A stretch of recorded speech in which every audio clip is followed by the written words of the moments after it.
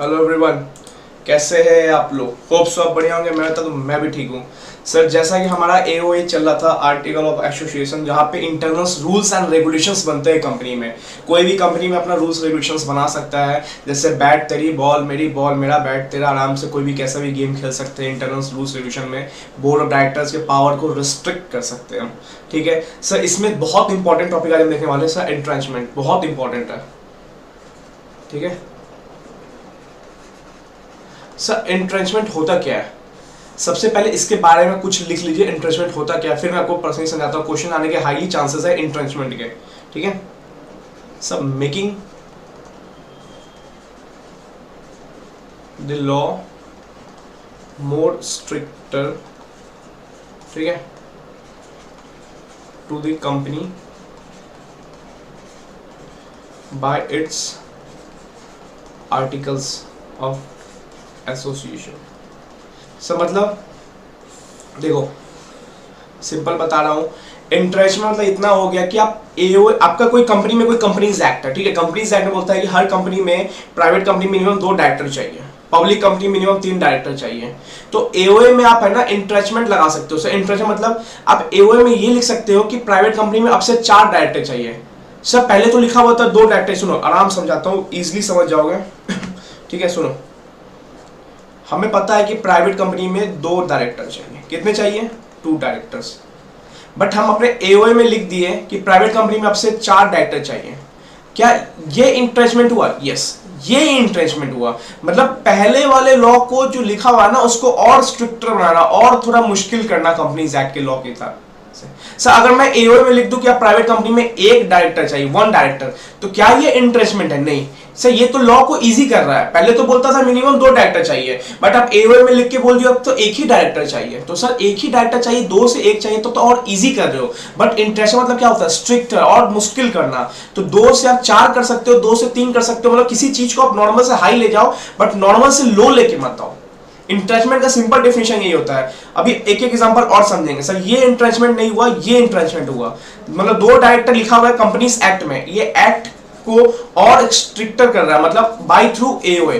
ठीक है, मतलब लॉ मतलब एक्ट, एक्ट को और स्ट्रिक्ट करना through its article of association, that is entrenchment. सब प्राइवेट का पब्लिक में लिखा हुआ है कम से कम 3 डायरेक्टर चाहिए। आप एओए में लिख सकते हो क्या कि आप कंपनी बनेगी, मेरी कंपनी बनेगी, मेरा यहाँ पे, मैं यहाँ का जयकांत शिकरे, मैं चाहता हूँ इस कंपनी में आपसे 6 डायरेक्टर चाहिए। मैं कर सकता हूँ? यस कर सकते हो। तुम लॉ में 3 बोला, तुमने और स्ट्रिक्ट कर दिया, 6 कर दिया, दैट इज एंट्रेंचमेंट। बट आप अपने जयकांत शिकरे बन के बोली नहीं, अब मैं अपने एओए में डाल रहा हूँ कि पब्लिक कंपनी आपसे 2 ही डायरेक्टर चाहिए। तो भाई ये 2 कर रहे हो, मतलब तुम लॉ को और लो कर रहे हो। 3 लिखा हुआ था, तुम 2 कर दिए, तो और गिरा दिए। नहीं, इंट्रेंचमेंट ये नहीं होता। तो ये नहीं कर सकते तुम आर्टिकल ऑफ एसोसिएशन के तहत। ठीक है, तो 2 चीज याद रखना। इंट्रेंचमेंट क्या होता है? Making the law, making the act more stricter to the company through its या by its articles of association. हमने देखा था A to E, table number A to E through MOA. आपने 5 लेक्चर तक डेमो देखा था, table number A to E, MOA, आराम से देखेंगे। आज प्रैक्टिकल देखेंगे, कंपनीज में हम जाके पता लगाएंगे कैसे हम लोग चेक करते हैं किसी कंपनी का डेटा अच्छे से। ठीक है, ठीक है चलो सर और एग्जांपल्स देखते हैं। देखो इंट्रेंचमेंट से मेरे ज्यादा चांसेस है क्वेश्चंस बनने के। ठीक है, और एग्जांपल देखते हैं।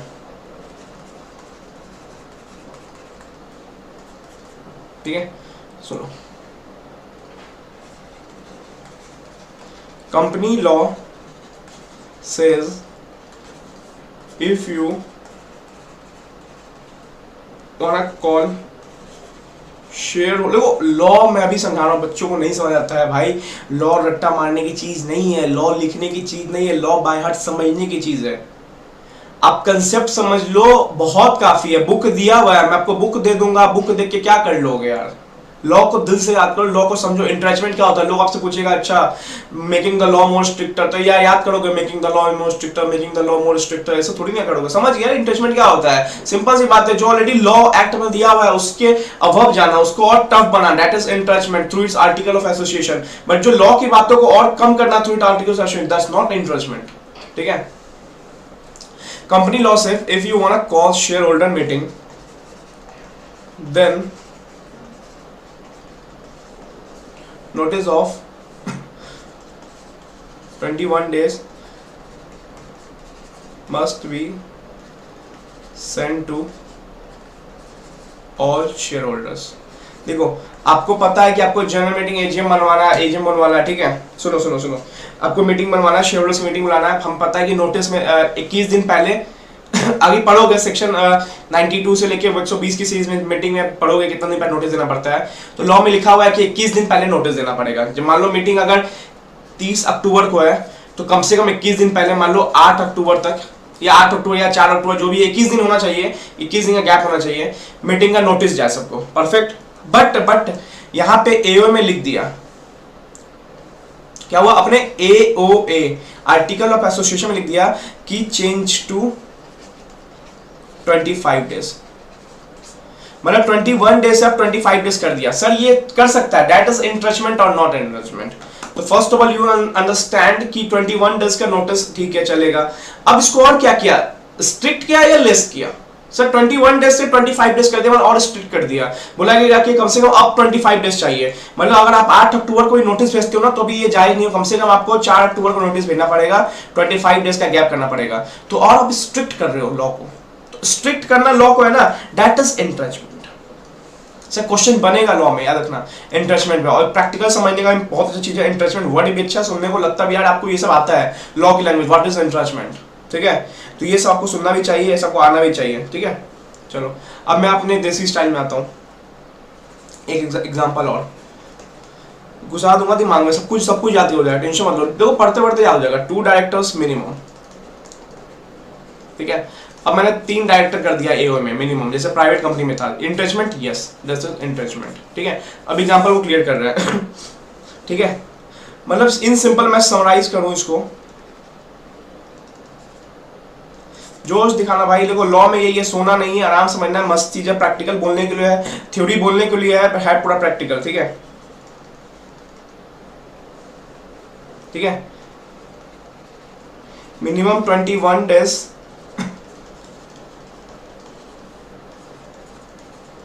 25 कर दो, सो ये स्ट्रिक्ट हो गया और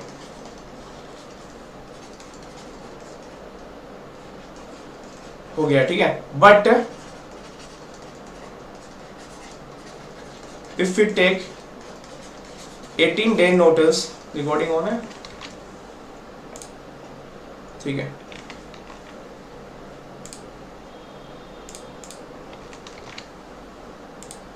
But if we take 18 days notice, then this is not valid, क्योंकि लॉ में ऑलरेडी लिखा गया, मैंने कहा लॉ की वर्डिंग को स्ट्रिक्ट करना, तो लॉ में ऑलरेडी 21 दिन लिखा, अब 21 से कम ला ही नहीं सकते। लॉ ऑलरेडी आपको 21 बोला, इंटरेस्ट मतलब हो गया टफ बनाना, आपने तो और इजी कर दिया, 21 दिन वाला 18 दिन बोल दिया, नहीं टफ बनाओगे 21 से 24 वाला दैट इज इंटरेस्टमेंट, बट 21 से 18 वाला that is not an entrenchment, ठीक है। ठीक है, तो समराइज करता हूं, company can make the law more strict to the company but not less. तो ये आप याद रखना इंटेंशन, मतलब company can make the law more strict to the company but not less, ठीक है। स्ट्रिक्ट कर सकता है बट उससे कम नहीं कर सकता है, ठीक है। चलो अब और समझो। सर आपने बता दिया इंट्रेचमेंट मतलब ये होता है, अभी हम समझ गए सर, बहुत सा समझ गए सर, आग लगा देंगे नवंबर एग्जाम में, आग लगाना ही पड़ेगा भाई, ठीक है। अब देखो सर इंट्रेचमेंट हम समझ गया, इंट्रेचमेंट होता क्या है सब समझ गए हम लोग। अब हम चाह रहे हैं कि अब ये इंट्रेचमेंट हम करना चाह रहे हैं, हमने ये समझा कि इंट्रेचमेंट होता क्या है, हमने ये देख लिया, making the law more stricter to the company through its article of association that is known as entrenchment. अब ये इंट्रेचमेंट हम करना चाहते हैं, हमारे कंपनी में मिनिमम 2 डायरेक्टर्स थे ना, हम इसको मैक्सिमम करके मिनिमम करके 3 करना चाहते हैं, मतलब और स्ट्रिक्ट करना चाहते हैं कि अब जो भी प्राइवेट कंपनी बनेगी ना वहां पे 3 डायरेक्टर होंगे, हम और स्ट्रिक्ट कर रहे हैं। तो सर आप ये चेंज करना चाहते हो, ठीक है, मतलब आप इंट्रेचमेंट करना चाहते हो, सिंपल सी बात है। तो आप कब कर सकते हो, कैसे कर सकते हो, सुनो। सब इनिशियली भी कर सकते हो, आप सब्सिक्वेंटली भी कर सकते हो, ठीक है। आप इनिशियली भी कर सकते हो, आप सब्सिक्वेंटली भी कर सकते हो। सर इनिशियली मतलब कब, जब कंपनी इनकॉर्पोरेट हो रही है तभी क्या करो, आप इतना इंट्रेचमेंट कर दो कि सारे लॉ को स्ट्रिक्टर बना दो। कंपनी में इनकॉर्पोरेट हो रही है, आप लिख दो डायरेक्टर से हमारी कंपनी प्राइवेट कंपनी, आपसे 3 होंगे।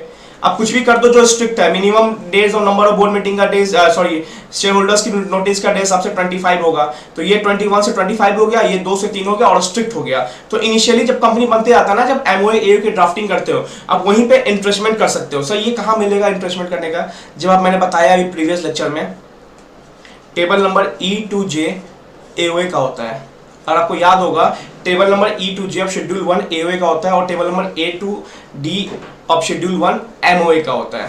तो आप एओए में चेंज ला सकते हो, एंट्रेचमेंट ला सकते हो इनिशियली जब कंपनी की फाइलिंग करने जा रहे हो तब, ठीक है। तब आप जाके डायरेक्टर को 3 कर दो मिनिमम, और अपने नोटिस को 25 कर दो। जो भी इंटरनल रूल रेगुलेशन को आप स्ट्रिक्ट करना चाहते हो थ्रू एंट्रेचमेंट कर सकते हो इनिशियली जब कंपनी इनकॉर्पोरेट होने जा रही है, ठीक है। जब कंपनी इनकॉर्पोरेट हो रही है तब कर सकते हो। सर क्या प्रोसीजर्स है?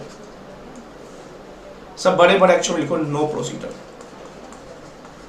मतलब at the time of incorporation आप अपने हिसाब से रूल्स रेगुलेशन बना सकते हो, बट वो इंट्रेचमेंट होना चाहिए। अब सर इंट्रेचमेंट कब होता है? अभी मैंने 10 मिनट पहले आपको बहुत बड़ा ज्ञान दे दिया। इंट्रेचमेंट कब होता है? जब स्ट्रिक्ट करते हो। सर अगर हम स्टार्टिंग में ही कंपनी इनकॉर्पोरेट हो रही है और प्राइवेट कंपनी बनाने जा रहे हैं, हमें पता है प्राइवेट कंपनी में 2 डायरेक्टर चाहिए, हमने लिख दिया अपने एओ में अब 1 डायरेक्टर चाहिए, तो ये इंट्रेचमेंट हुआ? नहीं, ये तो इंट्रेचमेंट ही नहीं हुआ।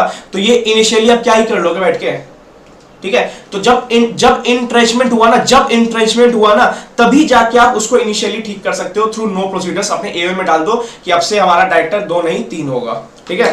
That's easy, okay. चलो अब हम देखते हैं सब्सिक्वेंटली क्या होगा। मतलब कंपनी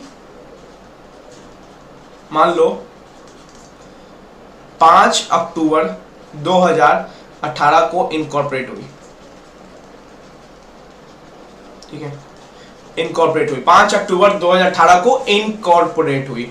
कंपनी बहुत बढ़िया चल रहा था, ठीक है। कंपनी बहुत बढ़िया चल रहा था। कंपनी अब आया 4 मई 2019। अब कंपनी चाहता है ना इंट्रेचमेंट करना। स्टार्टिंग में इंट्रेचमेंट नहीं किया कंपनी ने, क्योंकि स्टार्टिंग में नो प्रोसीजर। कंपनी चाहे तो अपने एओ में ड्राफ्टिंग करके कर सकता था इंट्रेचमेंट। अब कंपनी चाहता है इंट्रेचमेंट करना 4 मई को। मतलब अब चाहता है कंपनी डायरेक्टर, देखो मैं डायरेक्टर एग्जांपल एक ले रहा हूं, बहुत सारे इंट्रेचमेंट हो सकता है जहां पे स्ट्रिक्ट हो सकता है लॉ। मान लो लॉ में लिखा हुआ सेक्शन मान लो 74 में लिखा गया पब्लिक डिपॉजिट 50 लाख तक ले सकते हो, ठीक है। उसके लिए ओआर पास करना पड़ेगा, बट आप इंट्रेचमेंट करके बोल सकते हो कि हम एसआर पास करवाएंगे। तो ओआर से एसआर क्या हो रहा है? स्ट्रिक्ट हो रहा है। पहले 50% से 75% स्ट्रिक्ट हो रहा है, बट आप बाद में बोल दो कि नहीं ओआर नहीं पास करना 25% पास करना पड़ेगा। तो भाई ये तो लो कर रहे हो। लो करना इज नॉट इंट्रेचमेंट, ठीक है। तो आप स्ट्रिक्ट कभी कर सकते हो। मैं एक डायरेक्टर का एग्जांपल लेके चल रहा हूं, एक बेंचमार्क लेके चल रहा हूं। डायरेक्टर एग्जांपल हमेशा स्टार्ट में घुसा रहेगा दिमाग में आपके इंट्रेचमेंट का, ठीक है। अब सुनो मैंने क्या बोला, कंपनी स्टार्टिंग में कुछ नहीं की, अब मान लो 4 मई को कंपनी बनी हुई है, सब्सिक्वेंटली कुछ करना चाहती है। डायरेक्टर में मिनिमम 2 लिखा हुआ था प्राइवेट कंपनी में, कंपनी इसको 3 करना चाहती है, कर सकती है। यस इंट्रेचमेंट है, स्ट्रिक्ट कर रही है, 2 से 3 कर रही है, स्ट्रिक्ट कर रही है। तो कैसे कर सकती है? सुनो सुनो ये इंपॉर्टेंट है, सुनो।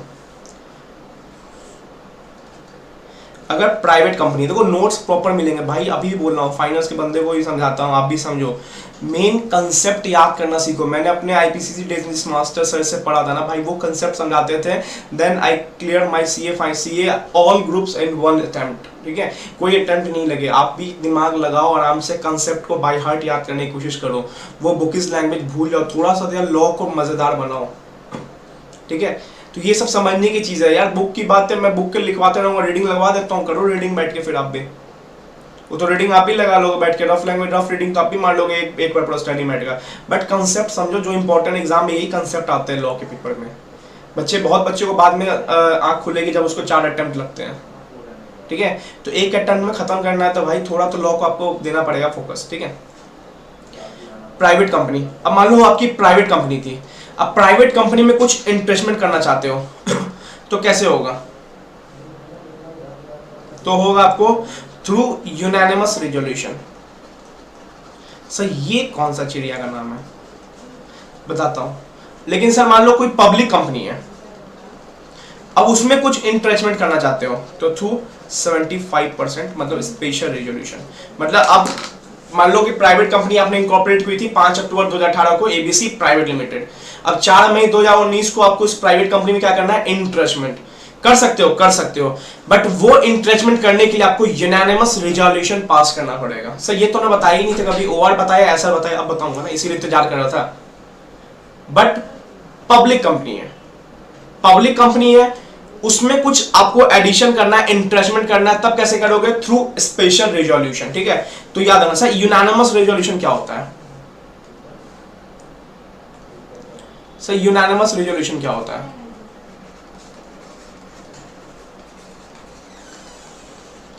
सर देखो यूनानिमस रिजोल्यूशन बताता हूं, अभी जितने आप है ना, अब ये वर्डिंग सीख भी लो।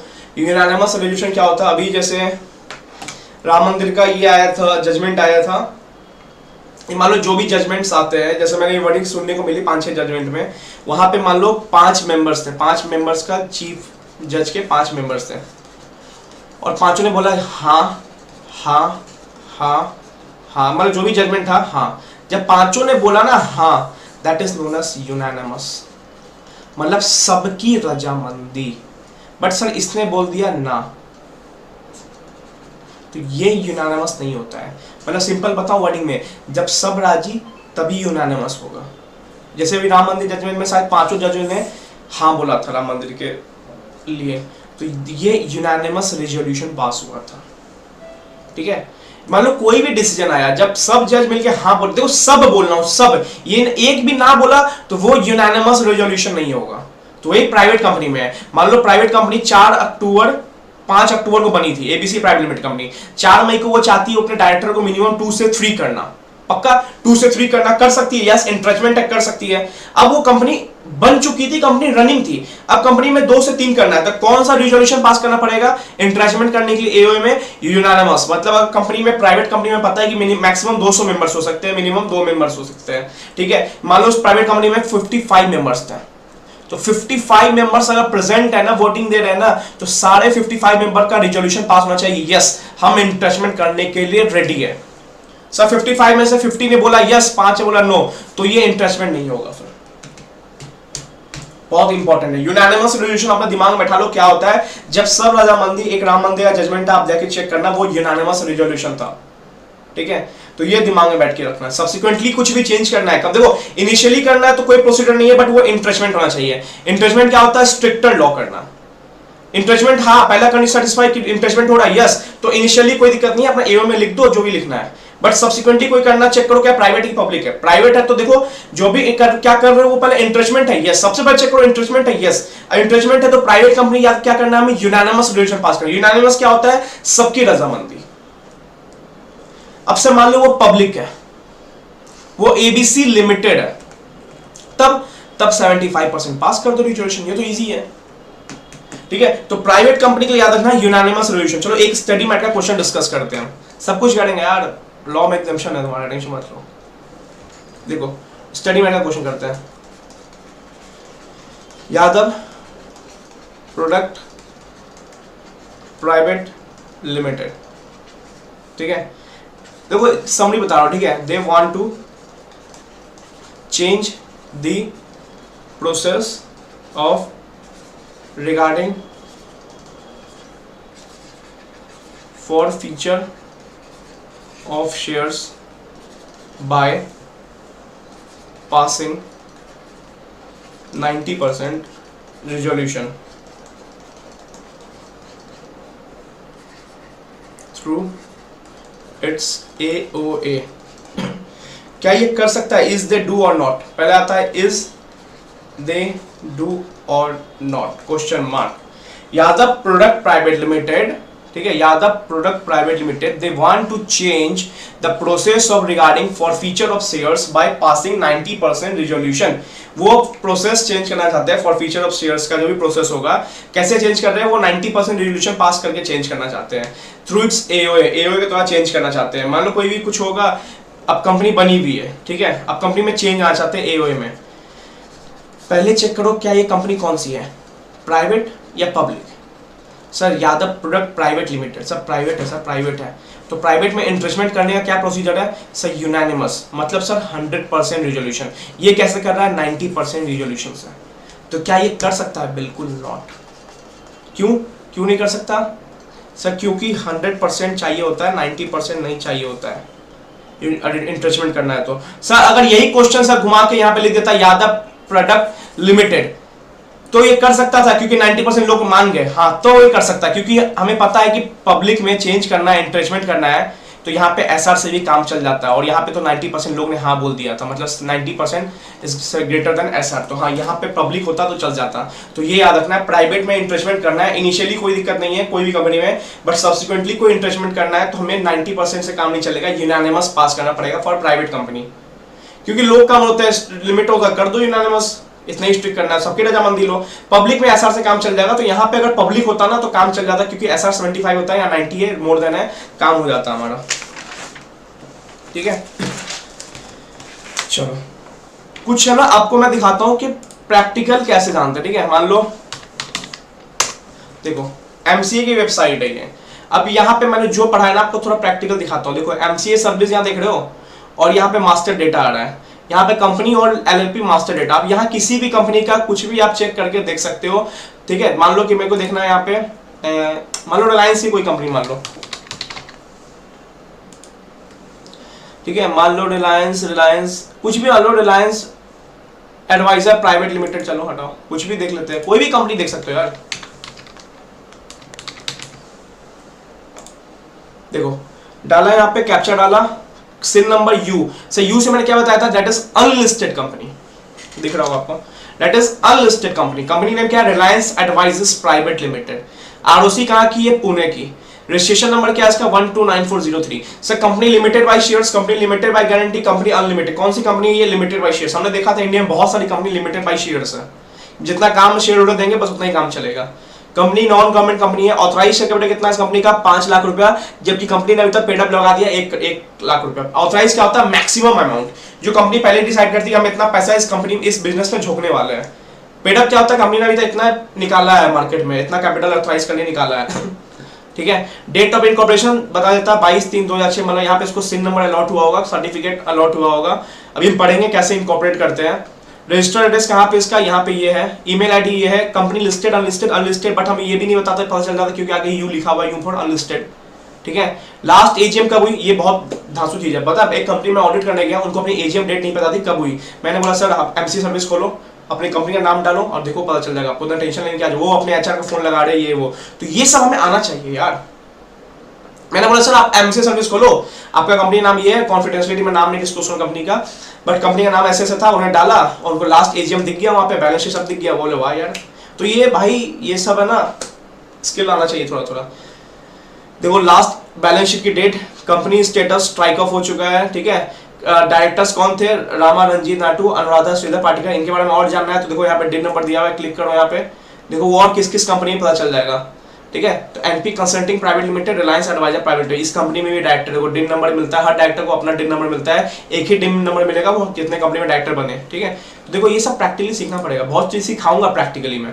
ये देखो ये तो आना चाहिए यार। देखो एमसीए सर्विस पे, एमसीए सर्विस में क्या बताया, मास्टर डेटा पे जाओ और वहां पे अपना करके ये सब चेक, जिस कंपनी का चेक करना है यार उस कंपनी का तुम चेक कर सकते हो। ठीक है, एक और देख लेते हैं।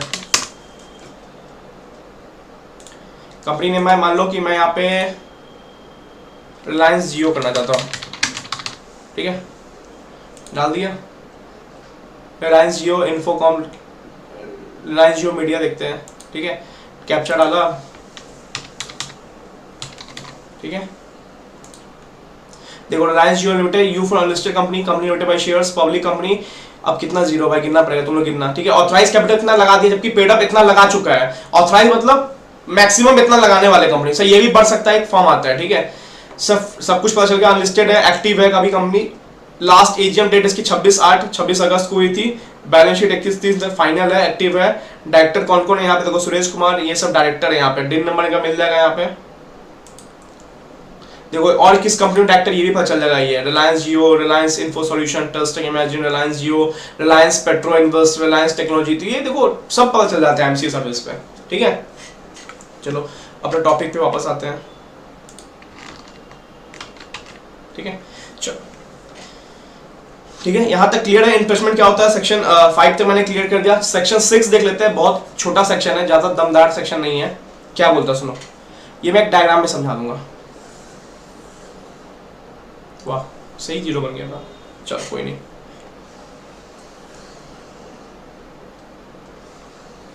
क्या बना रहे हो? ओ निशान लगाने वाला नहीं, सुनो।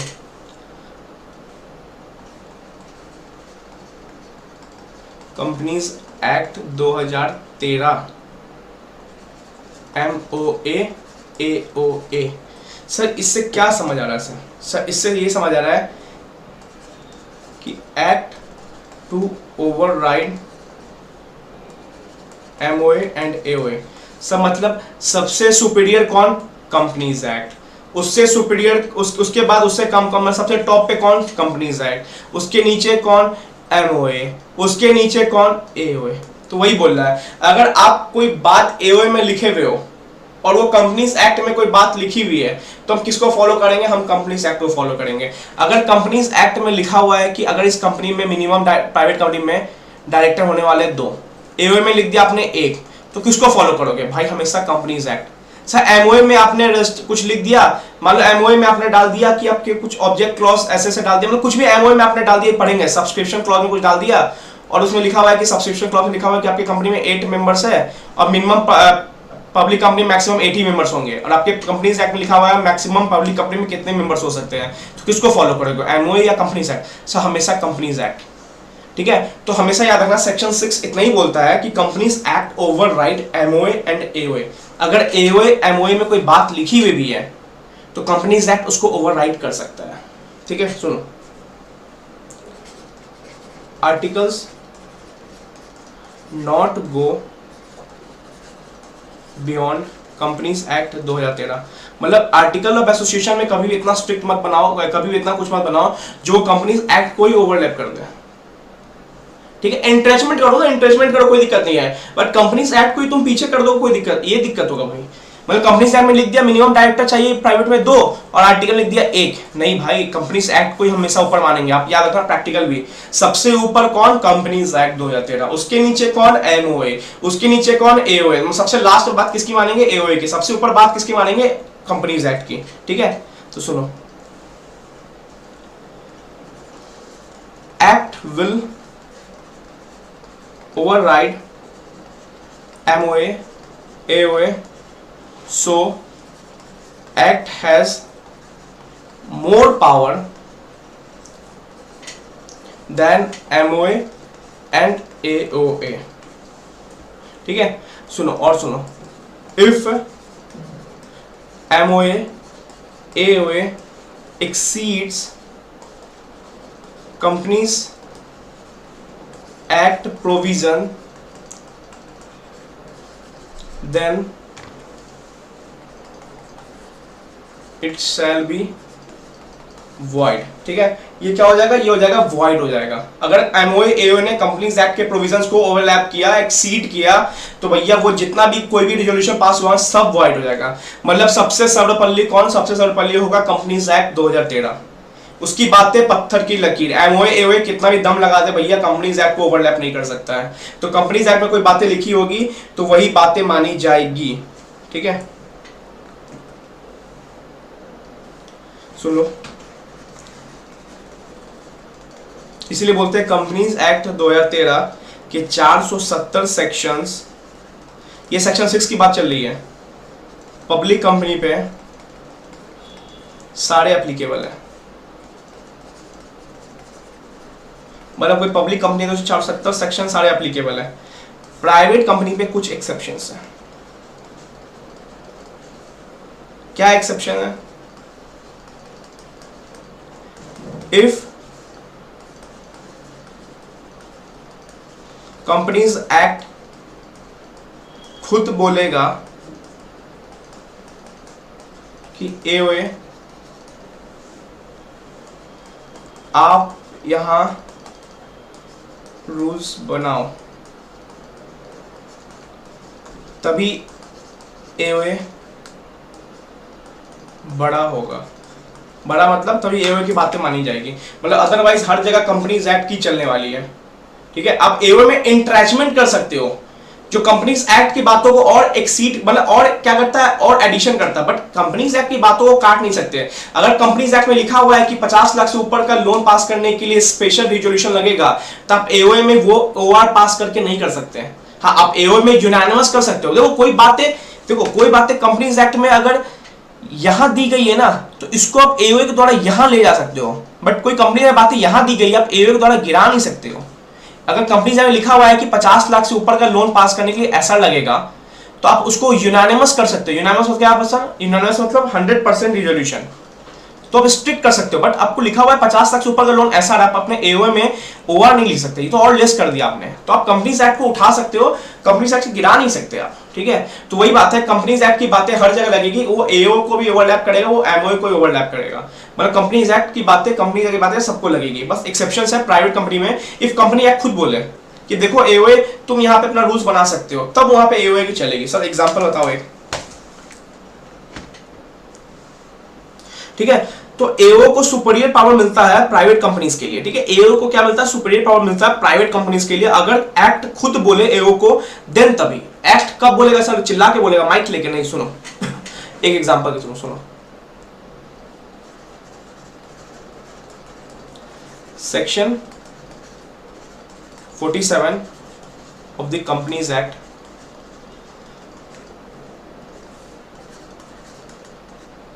ठीक है, deals with voting power of members and the notification dated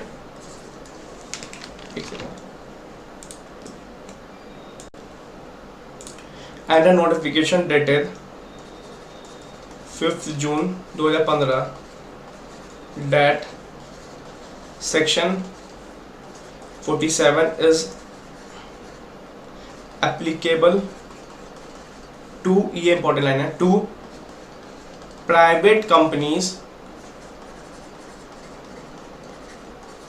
subject to AOA. देखो सेक्शन 47 क्या होता है? डील्स विद वोटिंग पावर, पढ़ेंगे, मेंबर्स की वोटिंग पावर डील करता है, पब्लिक कंपनीज के लिए मोस्टली होता है। बट एक नोटिफिकेशन आया 5 जून 2015 को कि दिस सेक्शन, मतलब section 47 is applicable to private companies. बोल दिया कि देखो प्राइवेट कंपनी तुम्हें एप्लीकेबल करना है, करो, नहीं करना मत करो। अगर तुम्हारे एओए में लिख दिया गया ना कि ये सेक्शन प्राइवेट कंपनीज को लगेगा, तभी तुमको लगेगा, अदरवाइज तुमको नहीं लगेगा। तो यहाँ पे एक्ट पावर दे रहा है एओ को, एओ के पास खुद पावर नहीं आ रहा, अदरवाइज हर जगह एक्ट की चलेगी। बट यहाँ पे एक्ट ने अपना पावर डेलीगेट किया एओ को। अगर एओ में लिखा है कि हाँ सेक्शन 47 प्राइवेट कंपनी में लगेगा, तो फिर लगेगा, आपके एओए में लिखा है तो, अदरवाइज फिर नहीं लगेगा। तो यहाँ पे एक्ट ने पावर दिया है, एक्ट ने पावर दिया एओए को। मैं यही बोल रहा हूँ कि पब्लिक कंपनी में तो कहीं ऐसा नहीं होता है कि पब्लिक कंपनी तो हर सेक्शन लगने वाला है, public company already public company पर हर सेक्शन लगेगा। बट प्राइवेट कंपनी में कहीं कहीं है ना, एक्ट बोलता है कि ये सेक्शन तभी लगेगा जब आपके एओए में लिखा होगा, तब एओए सर्वपल्ली हो जाता है, तब एओए के पास पावर बहुत होता है ठीक है। तो यहाँ पे एक्ट ने खुद बोला। नाउ सुनो, now if AOA of private company says that section 47 is not applicable to it, then in this case AOA will become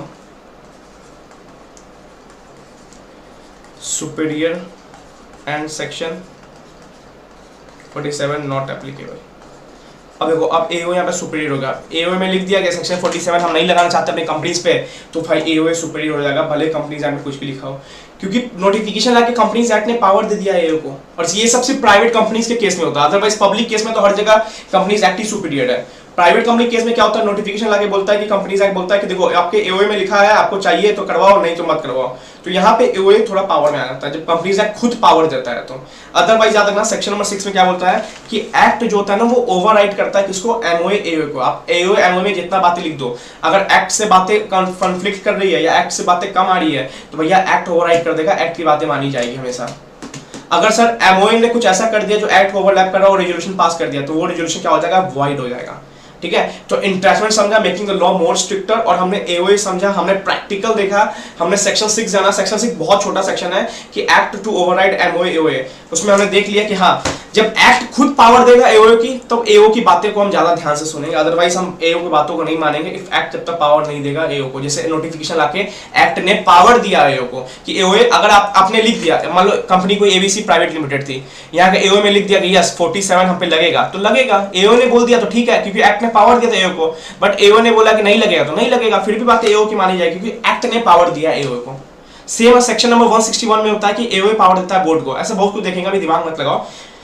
अब जो सबसे इंपॉर्टेंट टॉपिक है ना वो चालू होना, that is incorporation of company. Company incorporate होने की प्रोसीड क्या है सर, स्टेजेस मैंने इस चैप्टर को बांट रखा है, इस सेक्शन को बांट रखा है, स्टेज 1, स्टेज 2।